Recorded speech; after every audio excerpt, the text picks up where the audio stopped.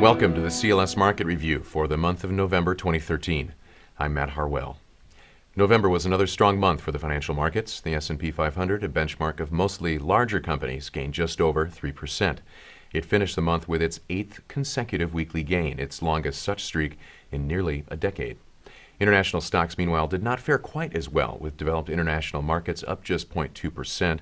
Emerging markets slipped last month as well, losing 1.5%.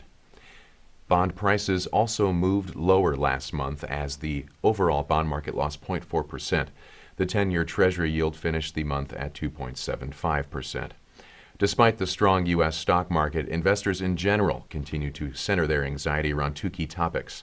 For insight on these concerns, plus another notable event that should be on investors' radar, let's go to our Chief Investment Officer, Rusty Vanneman. Rusty. Thanks, Matt. The market indeed continues to grind higher. It has been an impressive year. Still, there is always something to worry about, and investors seem to have two primary concerns these days. First, many investors are anxious that reduced stimulus from the Federal Reserve will derail the stock and bond markets.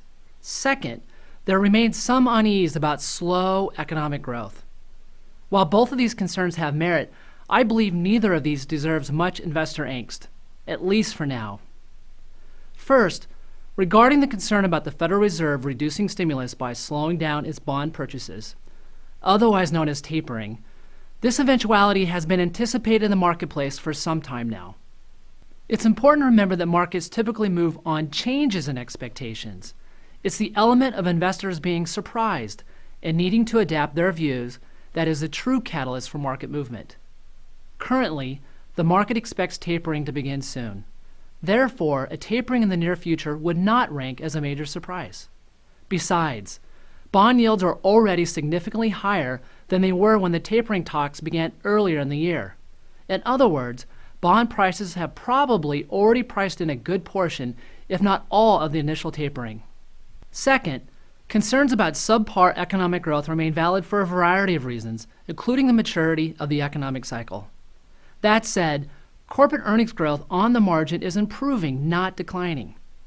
In fact, year-over-year reported earnings growth for the recently completed third quarter was just over 9%. That was the best quarter for reported earnings in nearly 2 years.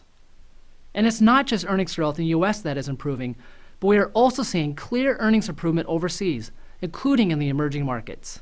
Thank you, Rusty. This brings us to another event that, to us at least, should have generated more attention recently. Nearly 2 weeks ago, China announced in what they called their third plenum a massive reform package. As Deutsche Bank mentioned, this mega reform package is by far the most profound in a decade, if not decades, in terms of scope, depth, and impact. Its aggressiveness even exceeded our very bullish expectation, end quote. To discuss what makes this announcement so powerful, we go to our research analyst, Ri Wang. Ri. Thank you, Matt. While admittedly at this point, the announcement is more about words rather than articulate actions and timelines, it does emphasize that the marketplace will become a key driver in allocating resources across Chinese economy. For example, a key language change in the report promoted marketplace from playing a fundamental role to having a decisive role in driving economic activities. We expect that these coming reforms will continue to unleash the growth potential and support the high economic growth that China has experienced in the past. For equity investors, this implies the profit growth should be stronger and the stock's prices could outperform. Given the underperformance of Chinese stocks in recent years, for instance, the Shanghai Composite Index has trailed the U.S. market by approximately 25% a year for the last 3 years. This news could begin to shift the investor expectation and propel the China and possibly emerging market stocks in general toward outperformance in the years ahead. Thank you, Ri. In light of these investor concerns and recent events, we go once again to Rusty Vanneman to discuss how CLS is shaping portfolios. Rusty. Thank you, Matt, and thanks, Ri. First, despite all the longer-term positives I just mentioned, we continue to maintain a mildly bearish stance on the overall U.S. stock market in the short term. Despite all the investor concerns I just mentioned, the market is technically overbought and investor bullish sentiment remains elevated. This condition tends to lead to below average performance in the months ahead, not above average. As mentioned last month, it seems prudent to be somewhat defensive when most others are thinking the market is all upside with little risk. We will look to increase equity exposure on market weakness. Second, there are sectors that continue to look attractive to us. Large cap growth stocks and the technology sector look good due to better valuations and improving growth outlooks.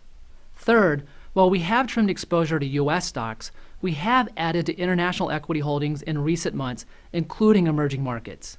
Again, relative valuations and improving growth outlooks support these views. And finally, regarding fixed income, while not as negative as we once were, we remain slightly defensive on interest rates. We continue to look for ways to creatively diversify balanced portfolios without completely relying on traditional fixed income. Excellent. Thank you, Rusty. For a more detailed look at our monthly market review, I invite you to download this month's PDF or subscribe to our market review podcast. That concludes our update for the month of November, and we hope to see you back next Tuesday. Have a great week.